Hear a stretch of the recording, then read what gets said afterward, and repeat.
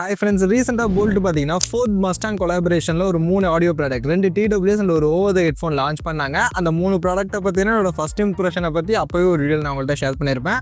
அதே மாதிரி Boult Mustang dark அப்படின்னு சொல்லக்கூடிய TWS கம்ப்ளீட்டாக ஒரு 1 month யூஸ் பண்ணிவிட்டு என்னோட யூஸர் எக்ஸ்பீரியன்ஸ் என்ன அப்படின்றதையும் ஒரு வீடியோவில் ஷேர் பண்ணியிருப்பேன். அதை தொடர்ந்து இன்னைக்கு Boult Mustang Dyno அப்படின்னு சொல்லக்கூடிய இந்த ஒரு TWS கிட்டத்தட்ட லாஸ்ட் ஒரு 2 monthக்கு மேலே பார்த்தீங்கன்னா இந்த TWS நான் பர்சனலி என்னோட யூசேஜில் யூஸ் பண்ணிகிட்டு இருக்கேன். ஸோ அப்படி நான் யூஸ் பண்ணதுலேருந்து இந்த TWS எனக்கு சில விஷயங்கள் நல்லாவும் இருந்துச்சு, சில விஷயங்கள் நல்லாவும் இல்லை.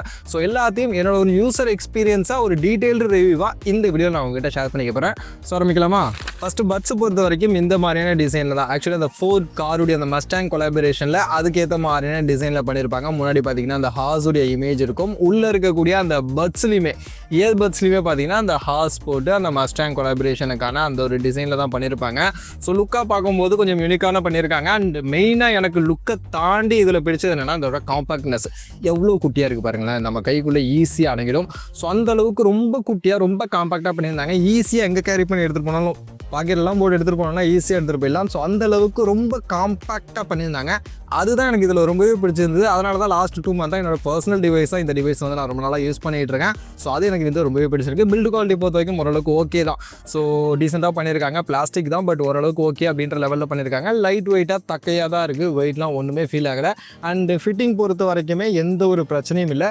நான் சொன்ன மாதிரி இந்த TWS பார்த்தீங்கன்னா லாஸ்ட் நான் ஒரு கிட்டத்தட்ட 2 monthக்கு மேலேயே யூஸ் பண்ணிகிட்ருக்கேன். ஸோ அப்படி யூஸ் பண்ணதுலேருந்து ஃபிட்டிங் வந்து ரொம்பவே பக்காவாக இருக்குது. எனக்கு எந்த ஒரு சூழ்நிலையிலையுமே வந்து இது கீழெல்லாம் விடலை. வாக் பண்ணும்போது ஜாக் பண்ணும்போதுமே ப்ராப்ளம் இல்லை. So fitting and design build quality எல்லாமே இந்த பட்ஜெட்டுக்கு ஓகே தான், நல்லா தான் பண்ணியிருக்காங்க.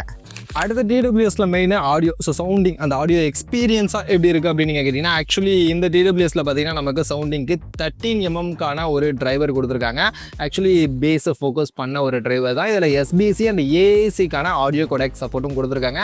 நான் சொன்ன மாதிரி இதில் பார்த்தீங்கன்னா ஆடியோவாக நான் கேட்கும்போது எனக்கு ரொம்பவே ஹைலைட்டாக தெரிஞ்ச விஷயம் எதுனா பேஸ் தான். உண்மையிலே வந்து பேஸ் ரொம்பவே நல்லா பண்ணியிருக்காங்க. எனக்கு ரொம்ப பிடிச்சிருந்தது பேஸ் இந்த TWSல இந்த பட்ஜெட்டில் கேட்கும்போது. ஏன்னா ரொம்பவே நல்லா இருந்த மாதிரி இருந்துச்சு. எனக்கு பேஸ் எஃபெக்டாக ஒவ்வொரு சாங்லையும் கேட்கும்போது அது ரொம்பவே நல்லா பண்ணியிருந்தாங்க. மற்றபடி ஆடியோ டீட்டெயிலிங் பொறுத்த வரைக்கும் ஓகே தான், நல்லா தான் இருக்குது. ஒன்றும் பெருசாக குறை அப்படின்ற மாதிரி இல்லை.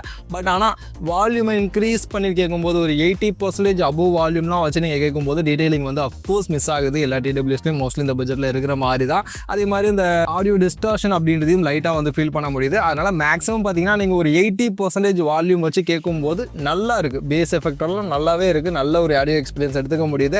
அதுக்கு மேலே சவுண்டிங் போகும்போது வந்து அந்த ஆடியோ டிஸ்டார்ஷன் இருக்குது, கொஞ்சம் கிளாரிட்டி மிஸ் ஆகுது. அதை தான் நார்மலாக யூஸ் பண்ணும்போது எனக்கு சாங் கேட்கும் போதெல்லாம் ரொம்பவே பிடிச்சது அந்த பேஸ் எஃபெக்ட் எல்லாமே. அதனால தான் பர்சனலி வந்து லாஸ்ட் 2 month இந்த ஒரு TWS வந்து நான் யூஸ் பண்ணிட்டு இருக்கேன். எனக்கு ஆக்சுவலி போல்ட் இதே மஸ்டாங் கொலாபரேஷனில் டார்க் அப்படின்ற ஒரு TWS லான்ச் பண்ணாங்க. அதை பற்றி வீடியோ போட்டிருப்பேன். அந்த TWSஐ விட எனக்கு சவுண்டிங்காக மியூசிக் எக்ஸ்பீரியன்ஸாக வந்து இது இன்னும் கொஞ்சம் பெட்டராகவே பண்ணியிருக்காங்க, பெட்டராக இருக்குது அப்படின்ற மாதிரி இருந்துச்சு. அதனால் பர்சனலி யூஸ் பண்ணியிருந்தேன். ஸோ சவுண்டிங்காக பார்க்கும்போது எனக்கு ஆக்சுவலி இந்த TWSல சவுண்டிங் ரொம்பவே பிடிச்சது. 80% 70% வால்யூம்லலாம் வச்சு கேட்கும்போது ரொம்பவே நல்லா இருந்துச்சு. பேஸ் அதிகமாக இருக்கக்கூடிய அனிருத்துடைய அந்த இன்ட்ரோ சாங் மாதிரினா BGM மாதிரினா அந்த மாதிரியான சாங்ஸ்லாம் கேட்பீங்கன்னா 80% வால்யூம் மேலே கொண்டு போனீங்க அப்படின்னா ரொம்பவே ஓவராக டிஸ்டார்ஷன் அப்படின்றத ஃபீல் பண்ண முடியுது. அதனால் 80-70% வச்சுங்க. பட் மெலோடி சாங்ஸ்லாம் கேட்பீங்க அப்படின்னா கொஞ்சம் 90% அந்த ரேஞ்சுக்கு போகும்போதுமே ஓரளவுக்கு நல்ல எக்ஸ்பீரியன்ஸ் அப்படின்றத கிடச்சிது. ஸோ ஆடியோவாக கேட்கும்போது எனக்கு பர்சனலி கொஞ்சம் பேஸ் எல்லாமே பார்த்தீங்கன்னா எனக்கு ஏற்ற மாதிரி ஒரு நல்ல டியூனிங்கோட பண்ணியிருந்தாங்க. எனக்கு சவுண்டிங்காக வந்து ரொம்பவே பிடிச்சிருந்தது. இது போக இதில் டெடிகேட் ஆப் சப்போர்ட்டும் இருக்குது. அந்த ஆப்பில் போய்ட்டு நீங்கள் சில கஸ்டமைசேஷனும் பண்ணிக்க முடியும். ஸோ ஈக்குவலைசரில் நீங்கள் சேஞ்ச் பண்ணணும் அப்படின்னா சேஞ்ச் பண்ணிக்கலாம். ஒரு 4 டிஃபால்ட் ஈக்குவலைசர் மோடும் கொடுத்துருக்காங்க, அதையும் யூஸ் பண்ணி கேட்டுக்கலாம். ஸோ அந்த ஆப்ஷன்லாம் இருக்குது. அதே மாதிரி இதில் டியூவல் கனெக்டிவிட்டி சப்போர்ட் இருக்குது. ஸோ அட் டைமில் 2 டிவைஸை வந்து நீங்கள் கனெக்ட் பண்ணி 2 டிவைஸ்லையும் நீங்கள் மாற்றி நீங்கள் ப்ளே பண்ணிக்கணும், சாங் கேட்கணும் அப்படின்னாலும் நீங்கள் கேட்டுக்கலாம். ஸோ அதற்கான ஆப்ஷனும் கொடுத்துருக்காங்க. சீம்லெஸ்ஸாக கனெக்ட் ஆகுது. கனெக்ஷன்லாம் பிரச்சனை இல்லை. 2 டிவைஸில் கனெக்ட் பண்ணி நான் பார்த்த வரைக்குமே ப்ராப்பராக ஒர்க் ஆகுது. ஸோ அந்த விஷயங்கள் எல்லாமே ஓரளவுக்கு நல்லா தான் பண்ணியிருந்தாங்க.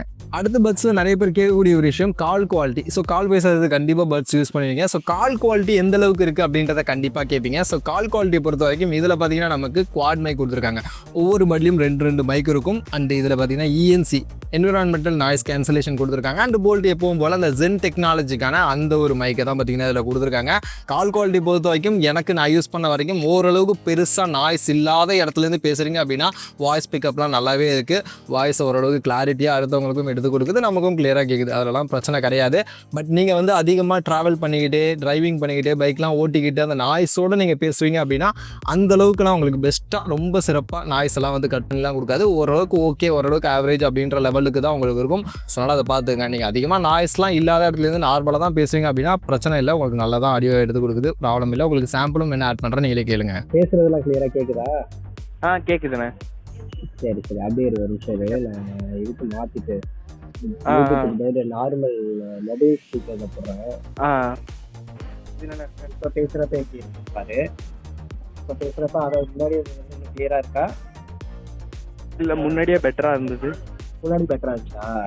மொபைல் ஸ்பீக்கர் வந்து அந்த மைக் சொல்கிறேன்.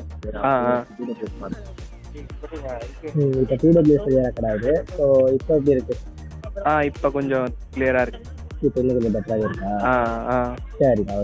அடுத்து கால் குவாலிட்டிக்கு அடுத்தபடியாக நிறைய பேர் வந்து கேமிங்க்கு கேட்பீங்க. ஸோ கேமிங் விளாடும் போது எப்படி ப்ரோ இருக்குது, கேமிங்குடைய சவுண்டிங்லாம் எப்படி இருக்குது, லேட்டன்சி பிரச்சனைலாம் இருக்கா அப்படின்ற மாதிரி கேட்பீங்க. ஆக்சுவலி இதில் கேமிங்க்கு பார்த்தீங்கன்னா உங்களுக்கு 45 ms லோ லேட்டன்சி அப்படின்றதெல்லாம் கொடுத்துருக்காங்க, ஃபீச்சராக மென்ஷன் பண்ணியிருக்காங்க, எல்லாம் ஓகே தான். பட் லேட்டன்சி இருக்கான்னு கேட்டிங்கன்னா கண்டிப்பாக இருக்குது. கேம் விளாடும் போது ஸ்லைட்லி வந்து கொஞ்சம் டிலே அப்படின்றத நம்மளால் நல்லாவே ஃபீல் பண்ண முடியுது. ஸோ அதனால் கேமிங்க்கு என்னை பொறுத்த வரைக்கும் நான் எப்போவுமே டிடபிள்யூஎஸ் அந்தளவுக்கு ப்ரிஃபர் பண்ண மாட்டேன். கேமிங்னு வந்தாலே நீங்கள் வயர்டு இயர்ஃபோன் போகிறது தான் உங்களுக்கு பெஸ்ட்டாக இருக்கும். பட் இருந்தாலும் உங்களுக்கு டிடபிள்யூஎஸை வச்சு எப்போது எமர்ஜென்சியில் உங்கள்கிட்ட டிடபிள்யூஎஸ் தான் இருக்குது, அப்போ கேம் விளாடும்போது மேனேஜ் பண்ணலாமான்னு கேட்டிங்கன்னா மேனேஜ் பண்ணலாம். பட் ஸ்லைட்லி சின்னதாக ஒரு டிஃப்ரென்ஸ் அப்படின்றத உங்களால் ஃபீல் பண்ண முடியும், ஒரு சின்ன டிலே அப்படின்றத ஃபீல் பண்ண முடியும்.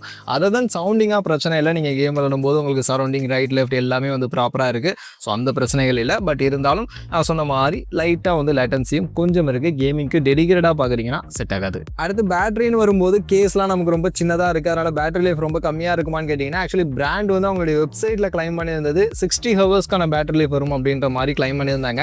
அண்ட் என்னால் கண்டிப்பாக 60 ஹவர்ஸ் கண்டினியூஸாக யூஸ் பண்ணி பேட்டரி டெஸ்ட்டெல்லாம் என்னால் பண்ண முடியல, அந்த அளவுக்கு யாராலையுமே பண்ண முடியாது. பட் இருந்தாலும் நான் வந்து பர்சனலி யூஸ் பண்ண என்னோட யூசர் எக்ஸ்பீரியன்ஸ்லேருந்து கிட்டத்தட்ட பார்த்தீங்கன்னா ஒரு 10 நாளுக்கு மேலேயாவது கண்டிப்பாக நான் யூஸ் பண்ணுவேன். சிங்கிள் சார்ஜ்லேருந்து ஒரு 10 days நான் கண்டிப்பாக யூஸ் பண்ணுவேன். ஸோ அதுக்கப்புறம் தான் அடுத்து நான் சார்ஜ் பண்ணுவேன், அந்த மாதிரி தான் இருக்கும். ஸோ கண்டிப்பாக ஒரு 10 daysக்கு வருது. ஒரு நாளைக்கு பார்த்தீங்கன்னா ஒரு 2-3 மணி நேரம், மேக்ஸிமம் 3-4 மணி நேரத்துக்குள்ளே தான் யூஸ் பண்ணுவேன். ஸோ அந்த மாதிரியான யூசேஜில் மினிமம் 10 நாளைக்கு மேலேயுமே வந்திருக்கு. ஸோ மினிமம் 10 நாளைக்கு மேலே கண்டிப்பாக யூஸ் பண்ண முடியுது. அந்த வகையில் பார்க்கும்போது பட்ஸ் சின்னதாக இருக்குது, கேஸ் சின்னதாக இருக்குது அப்படின்னாலும் பேட்டரி லைஃப்பும் நல்லா தான் இருக்குது. ஒரு நல்ல பெரிய பேட்டரி லைஃப் கொடுக்குறாங்க. ஸோ அதிலலாம் ஒன்றும் ப்ராப்ளம் இல்லை. அடுத்து கனெக்டிவிட்டிக்கு இதில் பார்த்தீங்கன்னா லேட்டஸ்ட்டான ப்ளூடூத் வெர்ஷன் 5.4க்கான கனெக்டிவிட்டி தான் கொடுத்துருக்காங்க. கனெக்டிவிட்டியெல்லாம் பிரச்சனை இல்லை, ஃபாஸ்ட்டாக வந்து பேர் ஆகிடுது. நம்ம வந்து கேஸை ஓப்பன் பண்ணி மொபைலில் ப்ளூடூத் ஆன் பண்ணோம்னா உடனே வந்து பேர் ஆகிடுது. ஸோ அதெல்லாம் வந்து ப்ராப்ளம் கிடையாது. அதுமாதிரி நான் சொன்ன மாதிரி டியூவல் டிவைஸ் கனெக்டிவிட்டி இருக்குது, 2 டிவைஸையும் கனெக்ட் பண்ணுறதுல பிரச்சனை இல்லை, அதெல்லாம் ப்ராப்பராக இருக்குது. பட் என்ன ப்ராப்ளம்னு கேட்டிங்கன்னா ரேஞ்சு தான் ப்ராப்ளம்.